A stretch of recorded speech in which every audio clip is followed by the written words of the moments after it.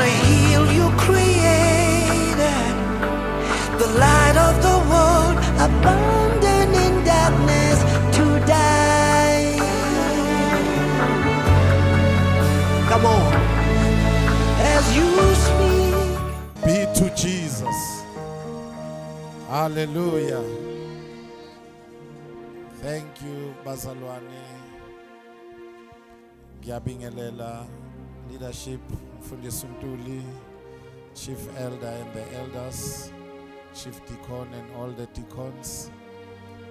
Bingelele kuma leaders wama departments, and also greetings to abazalwane bonke, especially those who are coming for the first time. Amen. Siyabingelela. Hayi ngiyolala kamnandi namhlanje Thabo. Ake simshayele izandla.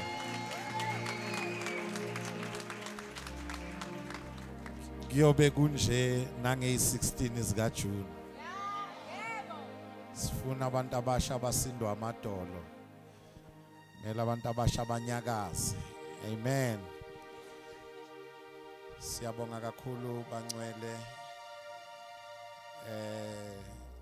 especially nangezipho ze-Mother's Day. uNkulunkulu anibusise. Engikhohlo ukukusho ukuthi yazi uwe who minister to people, uyayikhohla ukuthi sometimes nawe you need to be ministered to. Njoba ngimi la kuhambe emhlabeni usisi wami eSoweto, omdala kubosisi enginabo, siyambeka nje ngomgqibelo. Amen. Kodwa ke kuhle ngoba usindisiwe nabashana bami basindisiwe, so asinankinga, asinavalo. Siyazi ukuthi la ekhona usendaweni efanelekile. Amen. Ngathola umbiko masiphuma kuma Matsiliso njoba sasiyolila, kwangena umbiko ukuthi naye akasekho. Bengiloku nje ngibhizi lapho na izolo, kodwa siyambonga uNkulunkulu ukuthi usipha amandla okuqhubeka. Amen. Bengitshela bontando hey daddy nakini nibaningi man. Ngithi yamfana abantwana ekhaya so 16, and mina njengoba ngobaba bakho ngingowe-16. So yingako mawubheka bosisi wami badala ngathi abomama kimi kanti hayi osisi. Amen. Siyisizwe bazalwane. Hallelujah. Kodwa ke umndeni wasekhaya wabusiseka nje ngokuthi uNkulunkulu asihawukele. Hallelujah. Angeke ngichithe isikhathi senu bazalwane, kodwa engikwaziyo ngiyazi ukuthi kwabaningi especially abashumayeli ivangeli, I'm not gonna be a favorite because of this message. Kodwa kumele silishumayele izwi. This word enginalo namhlanje won't make me popular. Kwabaningi siya ku Psalm chapter number 12. Sizofunda I think ngono simfunde uverse number 6 to verse number 8, kodwa sizokhuluma nje ngalo lonke leli hubo elokuhlabelela elika Davide. Psalm chapter number 12, sibuko verse number 6 to verse number 8. Ngimthande kakhulu verse number 6 ngoba ingqikithi yendaba yami ikuye. Can we read abamtholile? The words of the Lord are pure words, like silver refined and in a furnace on the ground, purified 7 times. You, O Lord, will keep them. You will guide us from this generation forever. On every side the wicked prowl, as vileness is exalted among the children of men. Yes. Silithole ngesizulu. Amazwi kaJehova angamazwi ahlenzekileyo. Anjengesiliva elihlanjululwe esithandweni emhlabathini, lihlanjululwe kasikhombisa. Yebo. Wena Jehova uyakubagcina, ubavikele kulesi sizukulwane kuze kube phakade. Abangemasabi uNkulunkulu bayashanguza nxa zonke. Hey. Lapho amanyala ephakeme kubantwana babantu. Ngizocela ukuthi uAnele angifundele futhi uverse number 7 ngesilungu. Yes, mangabe umphethe uNew King James. Fundele ngena uverse number 7 yedwa ngoNew King James. You shall keep them, O Lord. You shall preserve them from this generation forever. You shall keep them, O Lord, and you shall preserve them from this generation forever. Oh Nkosi, ngicela nje ebantwini ababili ohlele eduze kwabo uthi, may the Lord keep you and may the Lord preserve you.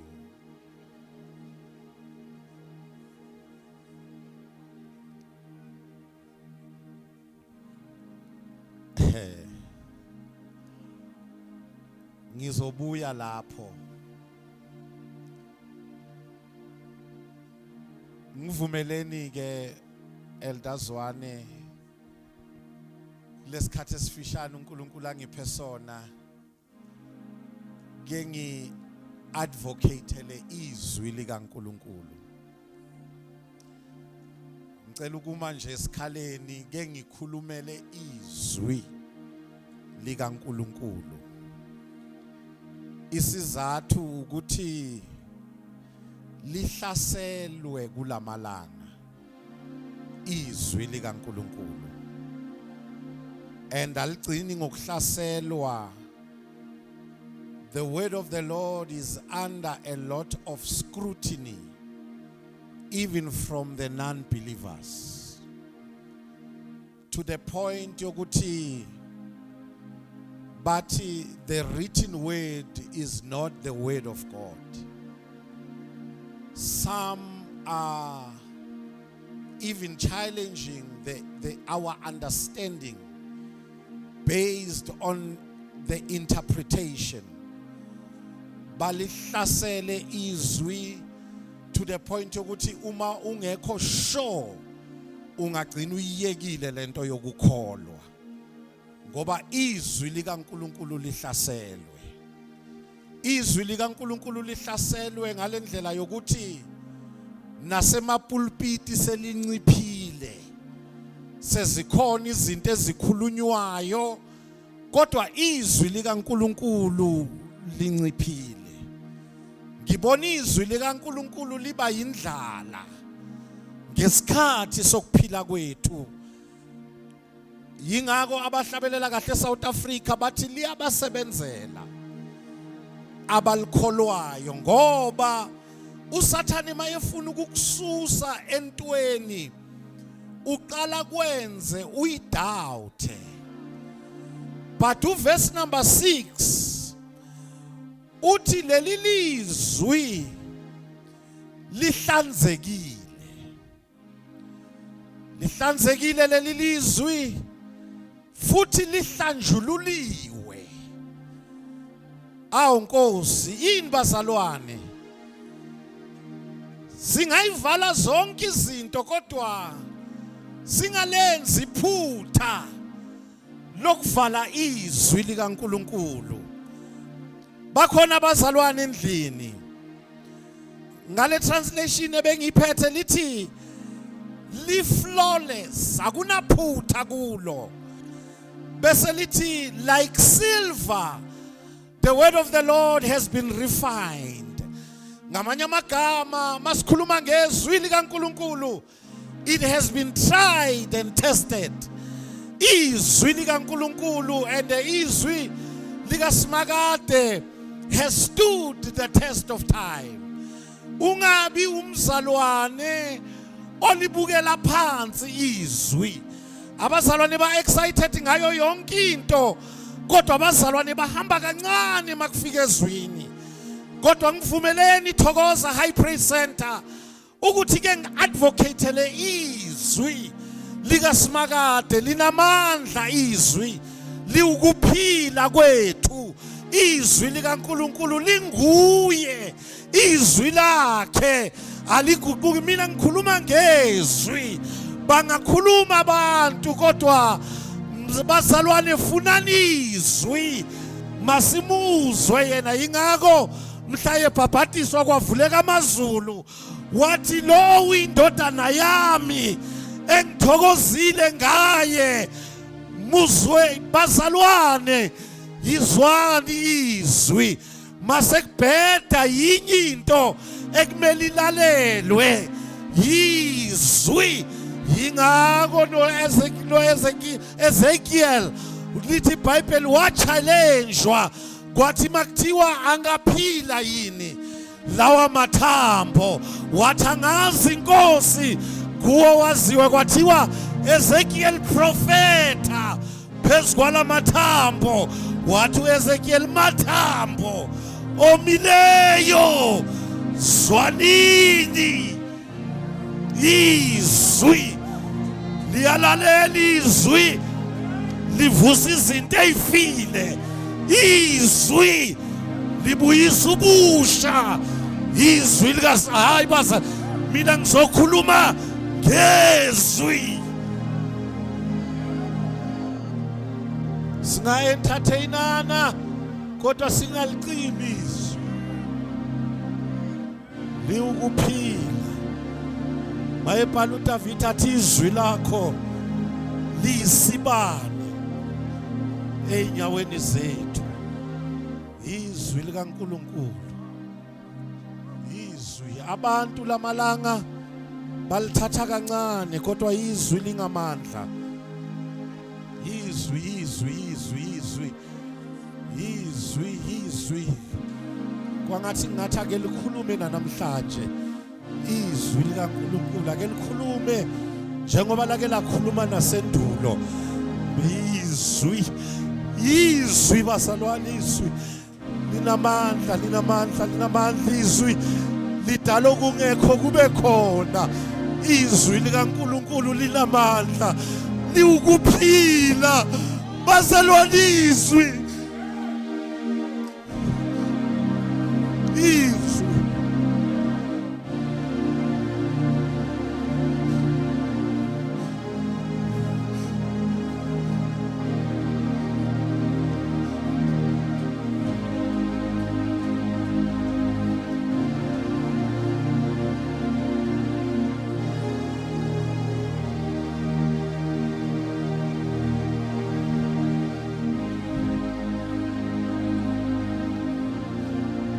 Yabona makethi like silver it has been purified. In other words, izwi likaNkulunkulu lidlulile emlilweni, lavivinyo, lahlolwa, lapheleliswa.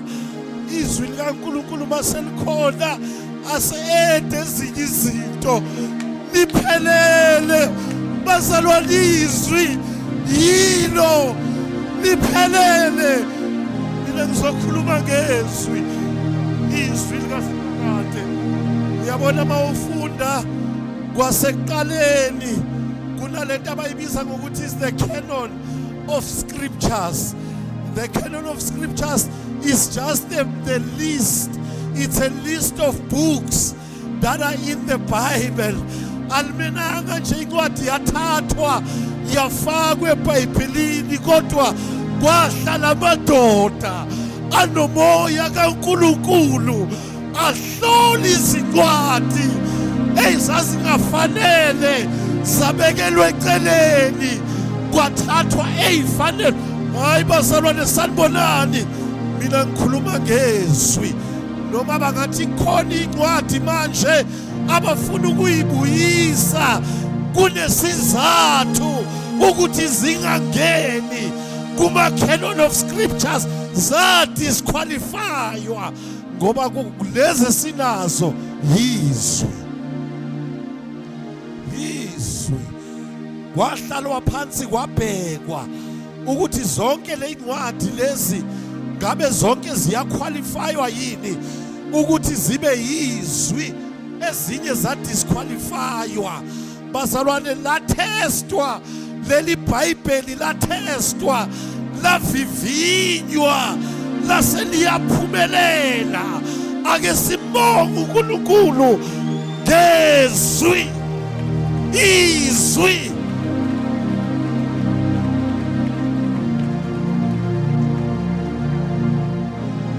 Did you know ukuthi it was properly determined what belongs in the Bible and what does not belong in the Bible? And konke kwafakwe eBhayibhelini, ake ungiboleke iBhayibheli lakho uma ngabe unalo.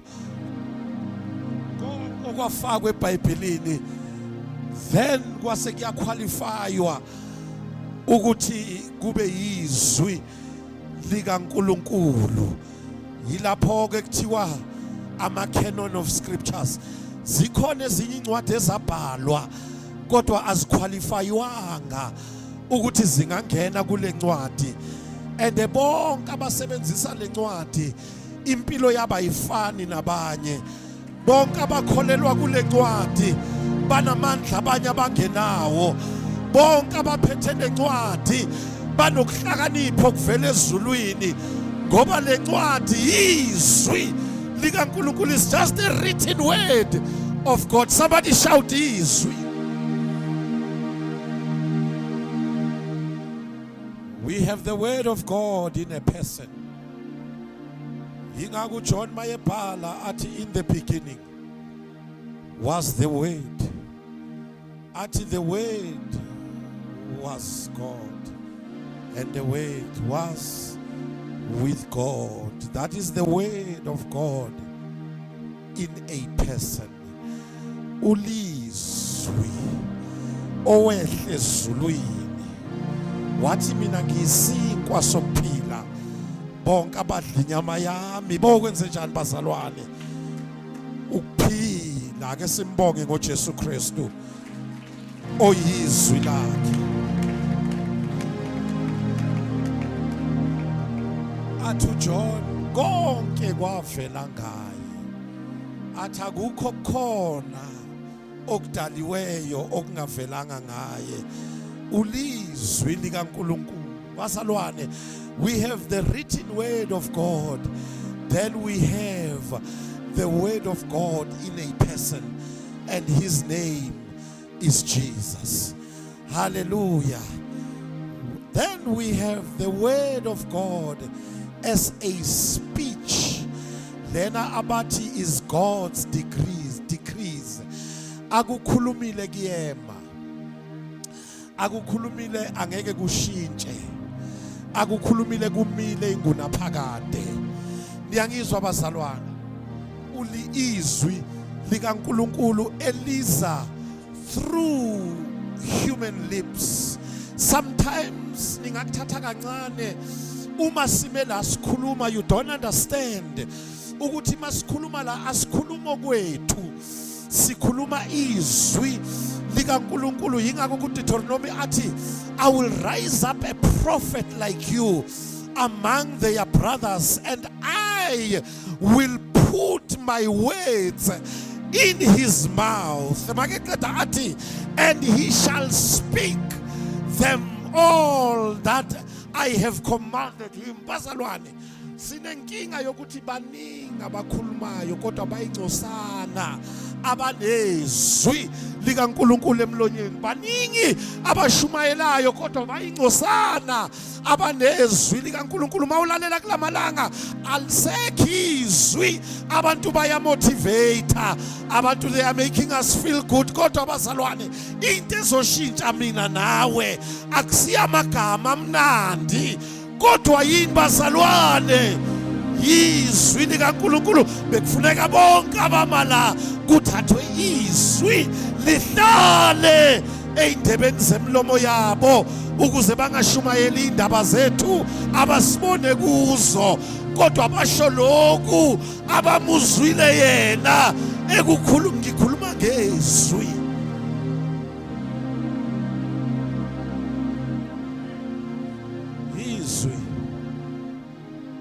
Izwi bazalwana ngithi,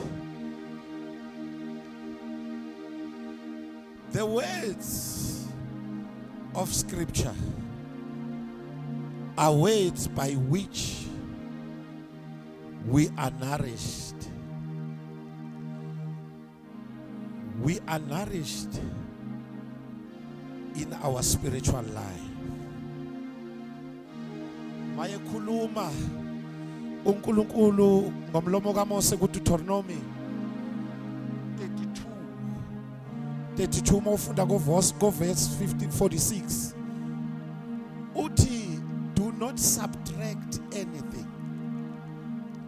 Makeqeda athi, do not add anything. Athi ngoba lamazwi awukuphila. Siphethe isiZulu mama. Deuteronomy 32 verse 46 to 47. Wathi kubo, bekani inhliziyo yenu kuwo wonke amazwi engiwafakazele kini namuhla, eniyakuyala ngawo abantwana benu, ukuba baqaphele ukuwenza amazwi onke alomthetho, ngokuba akusiyo into eyize kini, lokho kungukuphila kwenu. Nangalento niyakuzandisa izinsuku zenu ezweni eniwela iJordani ukuba ningene kulo ukulila. Lalelani kwebazalwane, lalelani thokoza, lalelani makholwa, yalani nabantwana benu ngalento. Kahle kahle lamalanga there is a battle of the battle of supremacy between the word of God and the constitution of man. Yingako izwi likaNkulunkulu malithi okunye kubi, iconstitution ithi kulungile. Niyangizwa bazalwane, uthi uNkulunkulu uma nibheka lawa amazwi niwaqaphela ukwenza, akusilo ize kini, uthi kukuphila. Lamazwi ayini bazalwane? Awukuphila.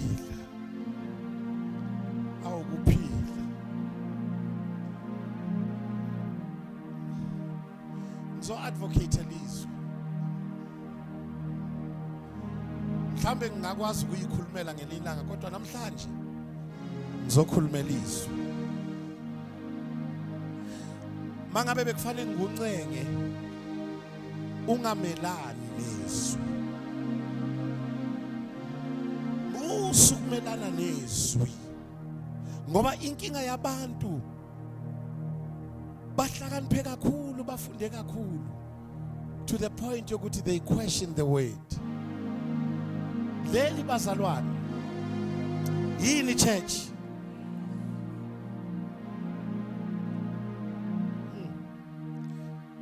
Psalm 12 lasifunde khona uverse number 6 uveza ukuthi leli lizwi li pure. Linjani bazalwane? Number 2, li purified.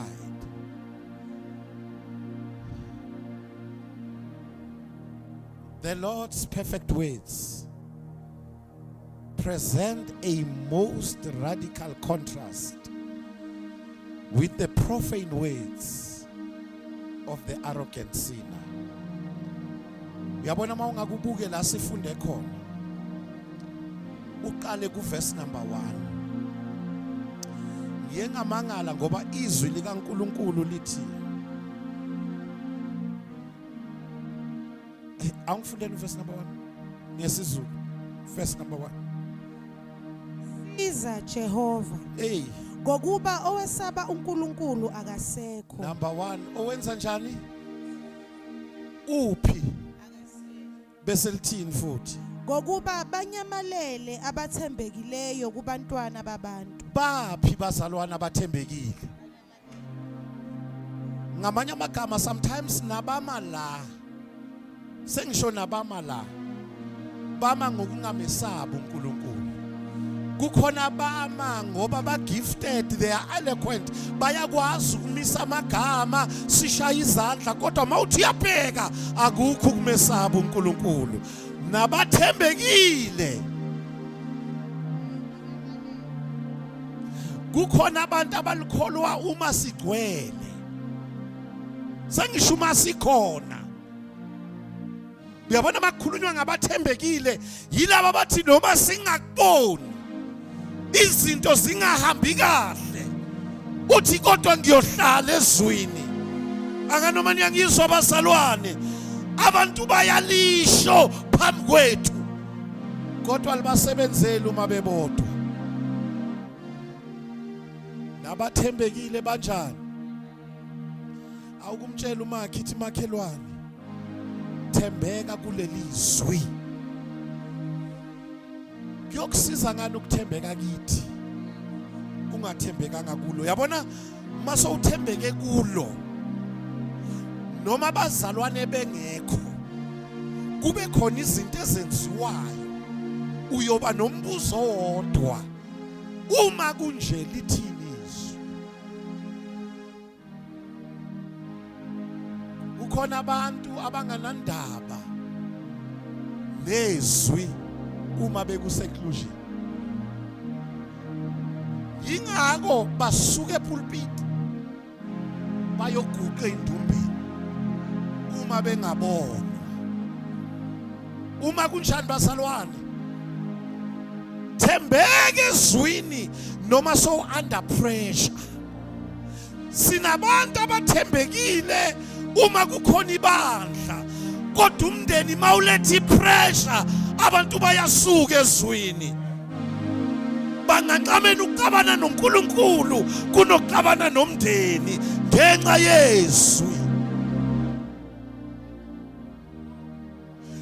kuwes kukhona abanye abangafuni ukulahla izinto izwi elingazifuni kodwa mina ngizuPaul athi ngisho nokwakuyinzuzo kimi ngakushaya indiva ake ngibuze sezingakhi izinto wayilahliswa yizwi abanye abayilahli bayayibeka ngoba bayazi ukuthi siyeza isikhathi ibandla lingekho bese babuyela kuzo mina ngizokhuluma ngezwi fanele sifike la singasancengani khona uma izwi lithi kuyisono ake ngiphinde futhi isono yini basalwane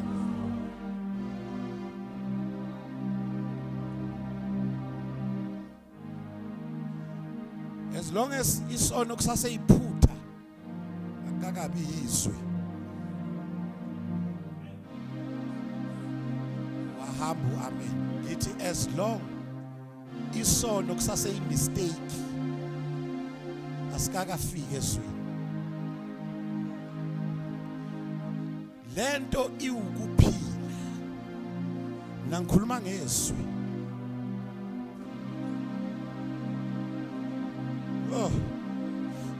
awuqhubeke mama bofunda uverse 1 ngithi angifundele uverse number uqhubeke naye bese ungena kuverse number 2 bakhuluma amanga kwaba yilo nalowo kumakhelwane wakhe ngezindebe ezithophayo bakhuluma nganhliziyo mbili in other words they are speaking with deception yazi into engishayisa uvalo makoti wami kuphi ngizongixolela i-deception sesiyithola epulpiti kulamalanga la kufuneka abantu bakhuluma izwi kodwa sithola abantu ba manipulator imibhalo ukuze bazuze abakufunayo, ngoba i-deception iphumile emhlabeni wonke. But ngizothi mina suke emangeni, bamba izwi likaNkulunkulu, ungagijimi ngokuthi yini etrendayo, thina sifunani bazalwane? Izwi.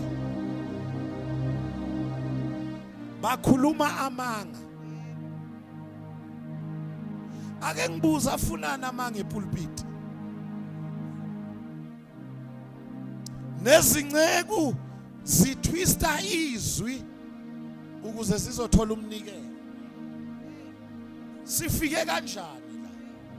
Sifike kanjani la kudlalwa khona ngabantu bakaNkulunkulu under the name of offering? Sifike kanjani la kudlalwa ngabantu bakaNkulunkulu ngoba sifuna ukudrive imoto eyidurayo? Sifike kanjani bazalwane la simanipulator izwi likaNkulunkulu ukuze abantu bazokhipha imali? Sifike kanjani? Yabona uma ungakulandela inkonzo la ngaphandle, maningi amanga asepulpit. Mawuthi uyalalela, these are lies from the pit of hell. Uthi siza Nkosi, uverse 1. Uthi inkosi uDavide lapha. Kwangathi singamemezela nangalesikhathi esiphila kuso. Sithi siza Nkosi, siza. Siza nawa amanga sesiwabona nasepulpit. Nawa amanga siwezwa nakubantu abagcotshiweyo. Nawa amanga sikhona sikholwa nawa amanga. Let everyone be a liar but God be true.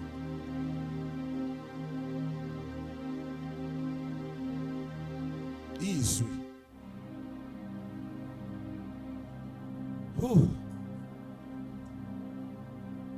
Yabona lezwi ngendlela eliphiyo ngalo. According to Psalm 19, mawufunda from verse 17 to 18, lithi yilo elinamandla to convert the soul.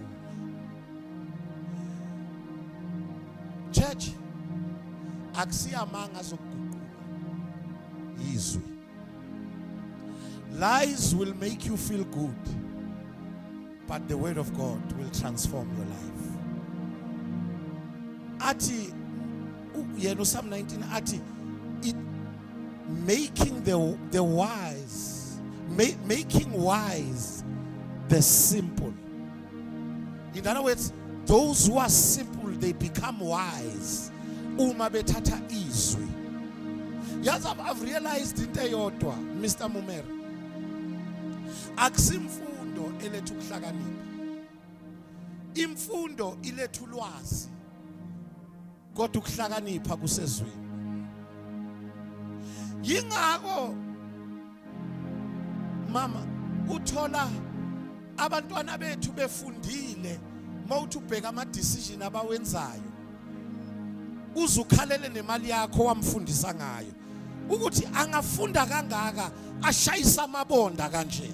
Yabona mabefundile bengenalo izwi abakwazi ngisho nokulawula inyama yabo. Bahambe bengena noma ngabe kuphi uzumangala ukuthi inkosi yami efunde kangaka ufunani la. But izwi makes the simple to be wise. Nangikhuluma ngezwi. Athi mayeqeda yena uPsalm 19 athi rejoicing the heart. Yabona mawunezwi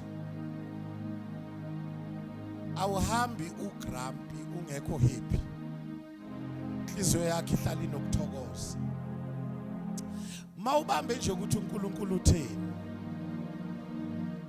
Uhlala unani bazalwane? Unokuthokoza. Mina ngizokhuluma ngezwi.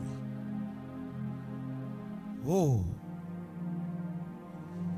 And God's words are free from impurities of lies, flattery, and insincerity. Yabona mawufuna ukuthola into esincere woze ezwini. izwi likaNkulunkulu bazalwane linjani? Lipure. Alixutshwanga nalutho. Linjani bazalwane? Lipure. Ake sifunde ngizothandaza. Kodwa ungisize bese utshela umakhi ithi my neighbor. May he keep you and may he preserve you. Uyabona masiya lenzansi ekugcineni kwale ncwadi. Ake siqale sishaye vice versa, siqale ngoverse 8 bese siya ku number 7 ngoba sengiyavala. Verse number 8 ngesilungu. The wicked prowl on every side, when vileness is exalted among the sons of men. Yebo. You shall keep them, O Lord. You shall preserve them from this generation forever. Awiphinde futhi verse number 7. You shall keep Oqala ngo verse number 8. the wicked prowl on every side, when vileness is exalted among the sons of men. The wicked do what? Prowl. In other words, they move about quietly and steadily.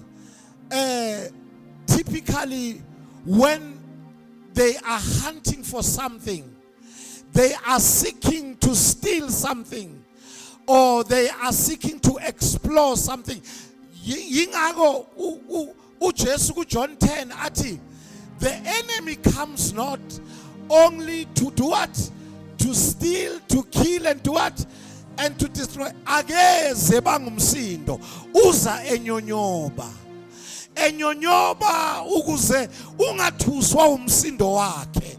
Usathane akakutshontsheli uma careful, uma vigilant, ufuna relax and let down your guards. Abese yanyonyoba ezotshontsha izinto zakho. Anganoma ngiyangizwa abazalwane, usathane uza kahle engajahanga. Lithi iBhayibheli, they prowl from every side. Ngamanye amagama mawumzalwane, be vigilant. Ungabe umzalwane okhululekile noma ngabe kukuphi uzowa. Tshela umakhi ithi makhi msukhululeka noma phi. Liyangixaka mina ikholwa nasemgidini wamadlozi lirelaxile. Lihleka lize libheke phezulu. Elinye lize libancedise becula ingoma zobumnyama. Liyangixaka mina ikholwa. Liyangixaka ikholwa elikhululeka nasesportini. Lithi hayi bengihamba nabo nje bebeshaya into zabo, mina ngiyiphuzela iwayini la, mina bengiyiphuzela nje ijuice, bengiyiphuzela. Yabona ithi makhelwane asikhululeki yonke indawo. Ene labantu abakhululeka yonke indawo mama bavamisa ukuba yitashi la. Uma sesifika endlini yenkosi ngathi inkukhu inethiwe noma sishaya izandla. Mthole bumnandini. Ngathi house hlobo. Kanti uwe lo. Mtshela umakhithi makhelwane asikhululeki noma phi. Bekufanele mabesimeme endaweni ezingena uNkulunkulu sifike sibe yitashi. Bazabantu babhoreke makethi hey uyabhora lo sithi awumthole senkonzweni.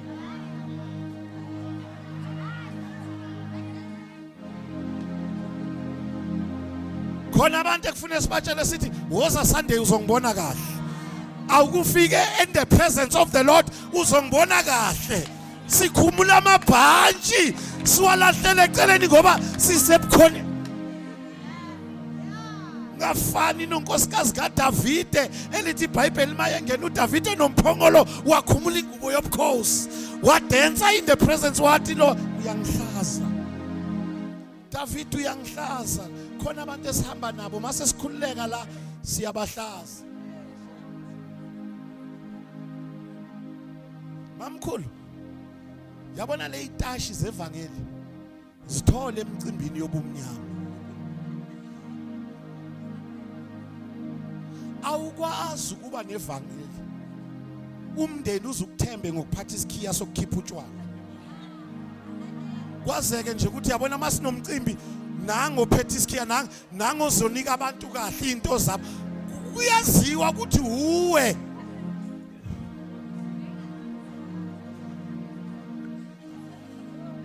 engizama ukudlulisa ebandleni uyanyonyoba. Wenze njani bazalwane? Therefore thina asikhululeki nomaphi. Khona indawo ekufanele masifike kuzo uzizwe ukuthi I don't belong here. I don't belong here. Baze bathi right, uthi right. Kodwa uzwe ukuthi I don't belong here. Baze ngakhumbula le ngoma yale ndoda yathi uhleka zaqethuke emzini yabanye abantu. Ufana nale ndoda kwayo iserious. Ayivakashi. Kuyaziwa ukuthi uyu baba wama jokes. Angikwazi ukuqala ngiyojoka kwakho Zwane. Ngingajokanga nabo ntando. Manje ukhululeka kanjani ebumnyameni singakakuboni la?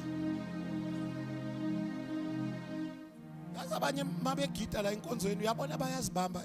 Ngathi ungakumbuza ukuthi le dance yakuphi le. And uyabona noma ishaya uyazibamba kancane ngoba akafuni ngoba lento bazalwane ihamba ikhahlele ifuna ukukuveza ukuthi ula kona kodwa hayi abanye ukuthi vele ivangeli khona labalanda khona. Yabona ivangeli makhona la kulanda khona ihamba lento ifuna ukunyakaza noma sekugcwele abangcwele sikubona uyibamba. Mina ngizothi kuwe msukhululeka noma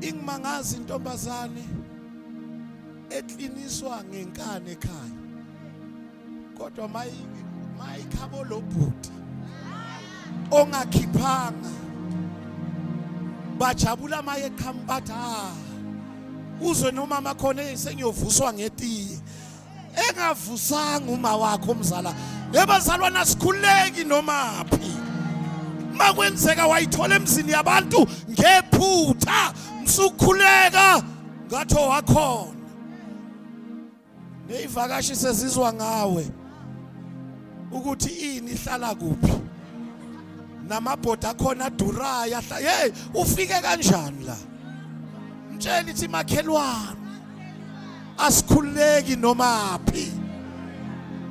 Inkinga yabazalwane ba free masithi worshipa uyistash sikuthole khabo mfana we angimangaze azabangise nosisi bakhona abange nosisi bakhona bona bakhona yena uyisabe bazalwana asikhuleki nomaphi. Mina ngafunda ukuthi indoda iyodla izithukuthuku zayo kodwa abafana bethu mamfundisi bakhululeke emotweni zeintombi. Ukhululeka kanjani emotweni yegirlfriend uzukhipha iphiko kanjani urelaxa kanjani emotweni ongayithengile ongasazi installment kanjani? Ake sibuzane nje.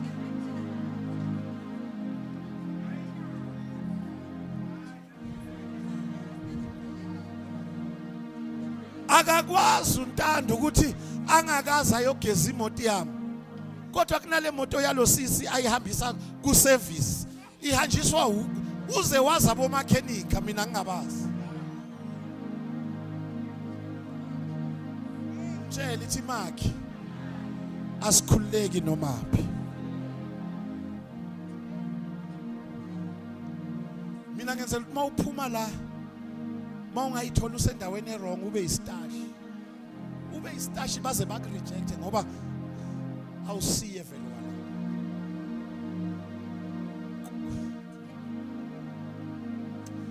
Hayi washumayela mngami ngabe ngiyakumisa uzongisiza la.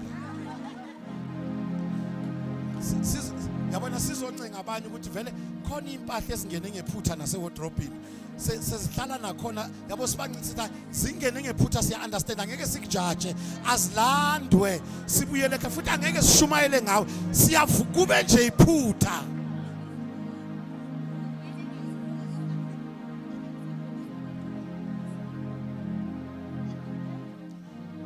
Azabe nespace sakhe kabani sekunendawo yakhe yaziwayo ukuthi space sakhe yila abeka khona ezakhe impahla futhi yabo njengoba ngishumayela ngiyawabona nje namakwayikwaya ahlele endaweni wrong ekufune ngabe ayalandwa kuthiwe le ifike ngephutha la.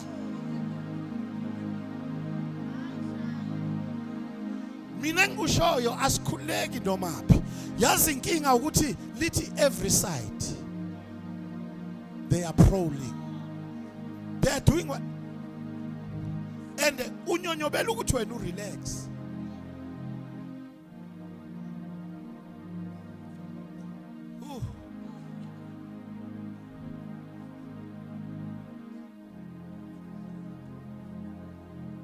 Awuyifunde futhi anele mntanami. Verse number 8. Verse number 8. The wicked prowl on every side. Yeah, when vileness is exalted among sons of men. There is a time where vileness is exalted. What is vileness? A state or a quality of being extremely unpleasant, morally despicable, or physically repulsive. Yazi inkinga yami ukuthi even in the church there is a state of vileness. Ama moral standard webandla alo under the title of grace. Abantu bavumeleke ukudla izono ngoba kuthiwa it's a dispensation ye grace. While we do that, our moral standards ayadropa. Ama moral standard anjani bazalwane?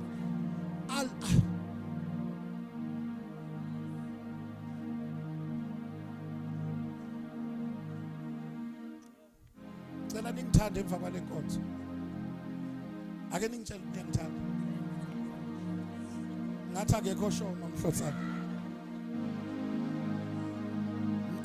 Don't shoot the message again. Yabona when the enemy prowls, hilesikhathi the wickedness iba exalted. And the masithi siyashumayela kuthiwe nina nishumayela umthetho. Kodwa ngimuza uPaul athi siyawuthini ukuba sihlale sonweni kuze kuvame make qeda thini akuhlalwa ezonweni kulungile ukuwela ezonweni bese siyakuvusa msuku wenze njani basalwane into eyenza ukuthi abantu bahlale ezonweni but noma besezonweni nibesebenzise nala belokhu bezovula ngomthandazo besezonweni bezo exalta besezonweni basiqoqela umnikelo besezonweni abasalindi sibaphakamise and the more sibayeka the state of vileness. Ake ngibuze church yilo yini lebandla lafelwa uJesu elinama morals alo kangaka yilo yini lele lakhishwa lalengelwa esiphambanweni lele linabantu abakipitile kodwa baku leadership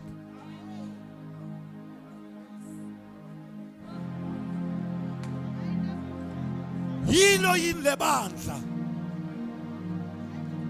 Mina bazalwane ngicela ukunitshela iqiniso. You cannot swim in sin and be fervent in spirit at the same time. Abantu abasezonweni bayabanda man. angeke uvuthe emoyeni uhlele esonweni. Mawufuna ukuvutha phuma esonweni.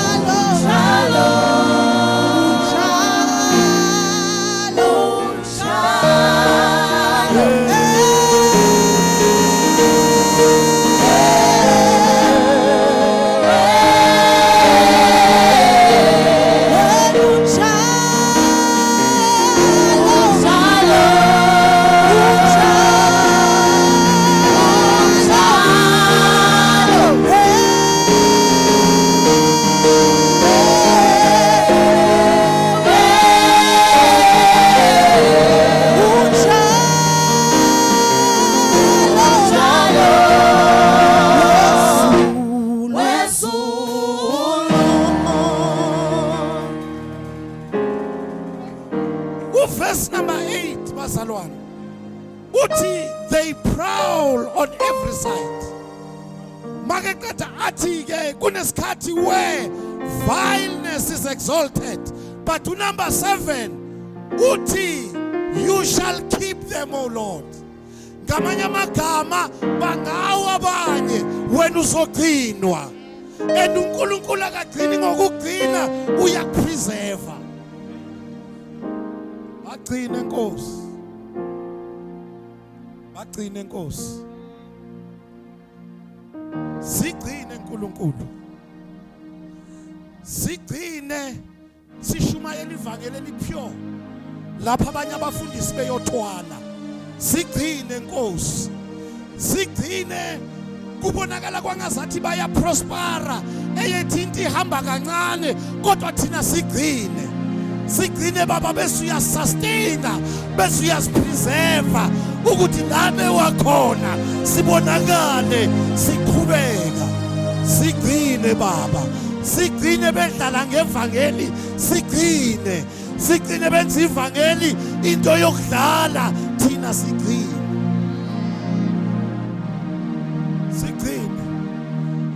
Ake ngithola umuntu ozothi sigcine baba. Sigcine Nkosi, sigcine singcwele. Sigcine la izono zinormal. Kodwa thina sigcine singcwele ngoba sihlele ezwini lakho.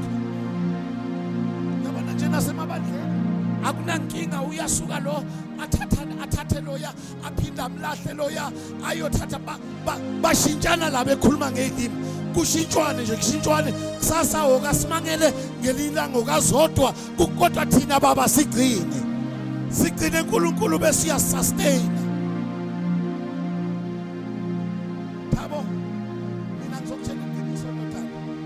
angeke ube nalamandla forever uma uzodlalwa amantombazana. Abantu abanento kaNkulunkulu bafana noJoseph, kuthi noma ngabe iopportunity seyivelile afuna umnyango wokuphuma, abaleke nento angani umyangizwa bazalwane, ngoba kwesinye isikhathi ucabanga ukuthi uya entertainer kanti kunento ozoyishiya kumphethe. Awuthi sigcine ba. One thing that will sustain and preserve is the word. Ngicela ukukhuluma nani, ningagijimi nama gift ningekho ezweni, nizolimala.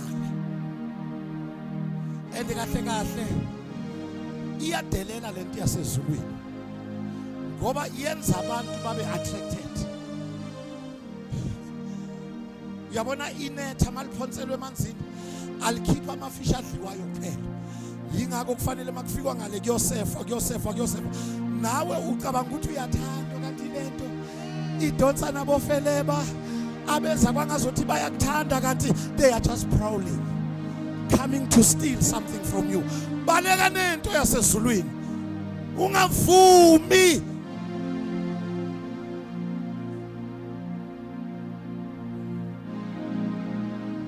May he keep you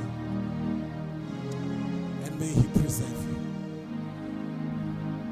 uNkulunkulu akasigcine, agcine nabo mama bethu ngesikhathi sama career woman. Ngesikhathi ama career woman esuka kuyiposition yabo yokuba omama sebaba obaba basekhaya, kodwa laba bahamba noJesu bathi uNkulunkulu nemfundo yethu sigcine kuma position, sizazi ukuthi uthe singabasizi bona bayizinhloko, sigcine. Ungavumi icareer iphambanise iorder kaSimakade. Awukuthi sigcine baba.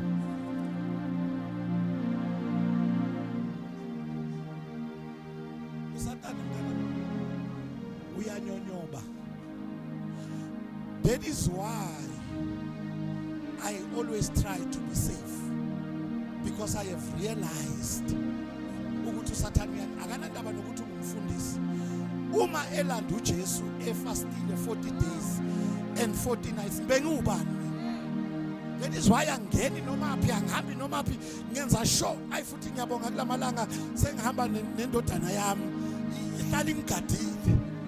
Ya noma ngiyaphi ngihamba nayo kungene yona kuqala.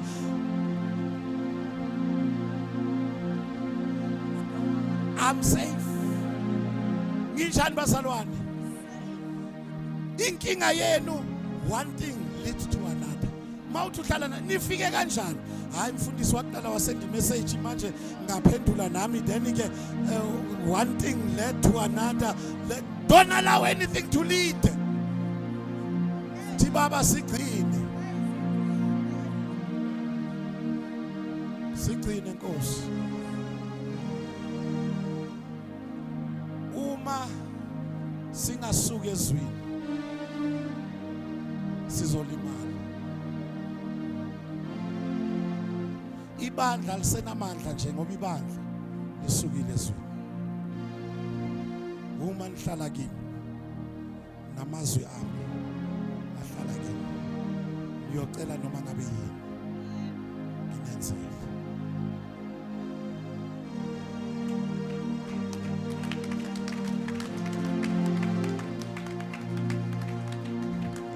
Mangabe ukhona la endlini awazani noJesu, uyabizwa ekhaya, cela nje uphakamise isandla ngizothandaza nawe. Mangabe ukhona, futhi mangabe ukhona isitha siye sanyonyoba kwanyonyobeka, wayithola ususendaweni ephansi, nali ilanga lokuphakanyiswa kwakho, msukuhlala ngenkani. Just lift up your hands, sizothi baba nangu umntwana wakho mbuyisele endaweni. Mangabe ukhona sengiyathandaza, if you are in this place and you are saying mfundisi kwangathi neposition yami angisayazi, just lift up your hands. I want to pray with you. Ngiyasibona isandla lapha emuva. I bless you my son. Stand on your feet. Stand on your feet. Ungabi nenkani. Nalo usuku lokubuyisela kwakho.